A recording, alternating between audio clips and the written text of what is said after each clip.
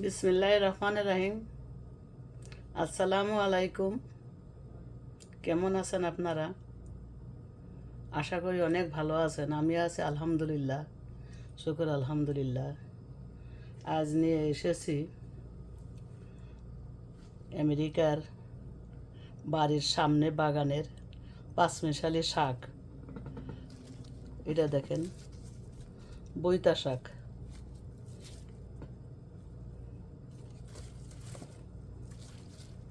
এটা বইতা শাক। এটা ডাঁটা শাকের মতন। আমি বুনি নাই, একাই হয়েছে। এটা লাল শাকের মতন।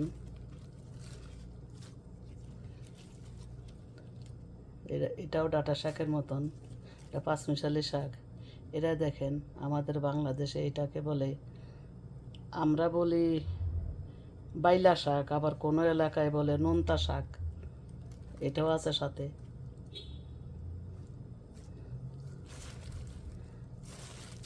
অনেক ধরনের শাক আছে। আর আছে আপনার জুগিনির জুগিনির পাতা এর সাথে আছে। আর একটা ডিশে রেখেছি, ধুয়ে রেখেছি। এগুলো ধুয়ে ক্লিন করে রেখেছি। আজকে গুতানো শাক রান্না করব, পাঁচমিশালি শাক দিয়ে। এটা বিক্রমপুরের রান্না। বিক্রমপুরের আমার নানি, আমার খালামণিরা এগুলা গুতানো শাক রান্না করে। তার সাথেই থাকবেন, কিভাবে রান্না করি দেখা যাবে। চুলায় বড় একটা পাতিল বসিয়ে দিয়েছি, কারণ এখানে শাক অনেক, এই কারণে। যে এগুলো হলো জুগিনি পাতা, মিষ্টি কুমড়ার পাতার মতন দেখতে। আর হলো ডাঁটার পাতার মতন। ডাঁটা অরিজিনালি ডাঁটা না, আমি এগুলো বুনি নাই, জুগিনি বুনছি। এর ভিতরে এখন আমি দিয়ে দেব পেঁয়াজ, বড় একটা দিছে। আর এগুলো হলে আমার ফ্রোজিং নাগামরিচ, অনেকগুলা, একটু ঝাল লাগবে। রসুন দিছি অনেকগুলা।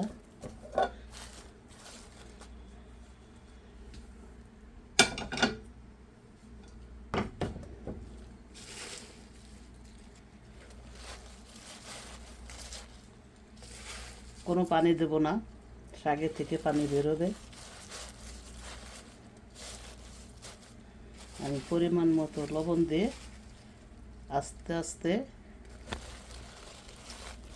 চুলার জালটা লো মিডিয়ামে রাখবো। হাইও দেবো না, মিডিয়ামে দেবো। তারপরে উপরে লবণ দিয়ে ঢেকে রাখবো, তারপর জালটা ধরিয়ে দেবো।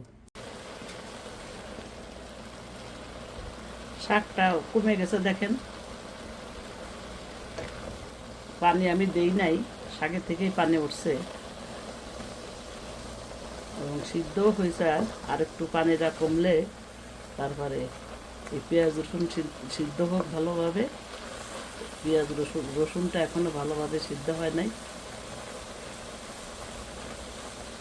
সিদ্ধ হলেই তারপরে কী করি, সাথেই থাকবে।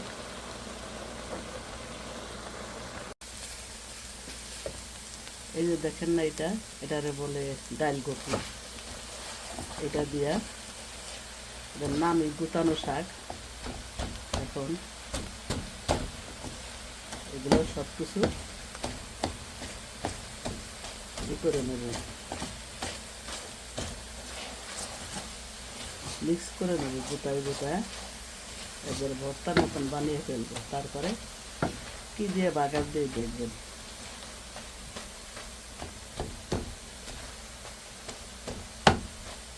নাগা মরিচের ঘ্রাণ বেড়েছে।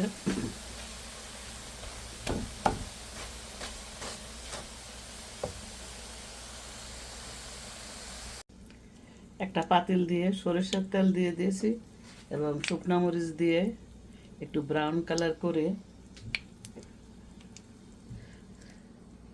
এই যে দেখেন, আদা কেটে ছেঁচে নিয়েছি আর রসুন কুচি কুচি করে কেটে নিয়েছি। এখন পেঁয়াজটা ব্রাউন কালার হলে, সরি পেঁয়াজ না, শুকনা মরিচটা ব্রাউন কালার হলে এটা দিয়ে দেবো।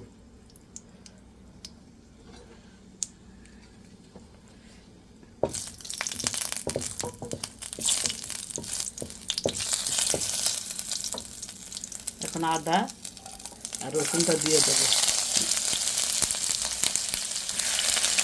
এভাবে আমার নানি রান্না করছে, নানি দাদি তারা এইভাবে রান্না করছে। আমি তাদের কাছ থেকে এই রেসিপিটা শিখেছি। এভাবে ব্রাউন কালার করে নিতে হবে।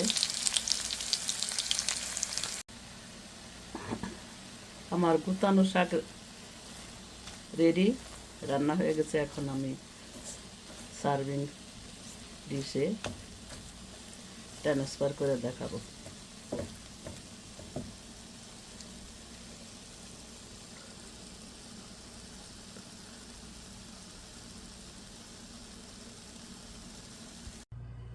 আপা ভাইয়ারা, আমার গুতান্না শাক রেডি।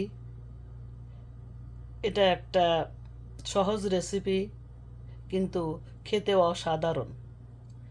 এভাবে বানিয়ে খেয়ে দেখবেন, আশা করি ভালো লাগবে। এটা আমার নানি দাদি মা এভাবে ওরা করছে, তাদের কাছ থেকে আমি এই রেসিপি শিখেছি। আশা করি আপনাদের ভালো লেগেছে। ভালো লাগলে লাইক কমেন্ট শেয়ার করবেন এবং সাবস্ক্রাইব করে দেবেন প্লিজ। আবার হাজির হব নতুন কোনো রেসিপি নিয়ে, সাথেই থাকবেন। আসসালামু আলাইকুম, আল্লাহ হাফেজ।